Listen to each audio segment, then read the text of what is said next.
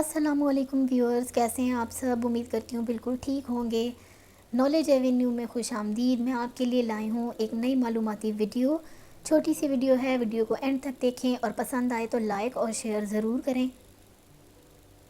तो चलिए व्यूअर्स, देर किए बगैर स्टार्ट करते हैं आज की वीडियो। आज की वीडियो का सवाल नंबर 1 है, 1 टन में कितने किलोग्राम्स होते हैं। इसका जवाब है 1 टन में 1000 किलोग्राम्स होते हैं। व्यूअर्स, आज की वीडियो का सवाल नंबर 2 है, किस जानवर को गूंगा जानवर कहा जाता है। इसका जवाब है ज़राफ़ा को गूंगा जानवर कहा जाता है। आज की वीडियो का सवाल नंबर 3 है, किस दरख्त में लकड़ी नहीं होती।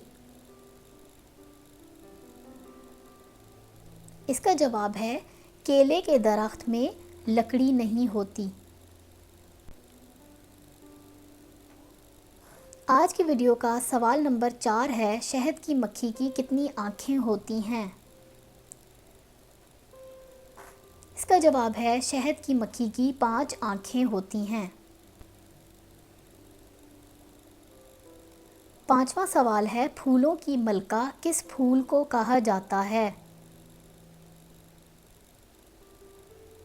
गुले दाऊदी को फूलों की मलका कहा जाता है। आज की वीडियो में इतना ही। आई होप आपको ये वीडियो पसंद आई होगी। वीडियो को लाइक और शेयर करना बिल्कुल ना भूलें।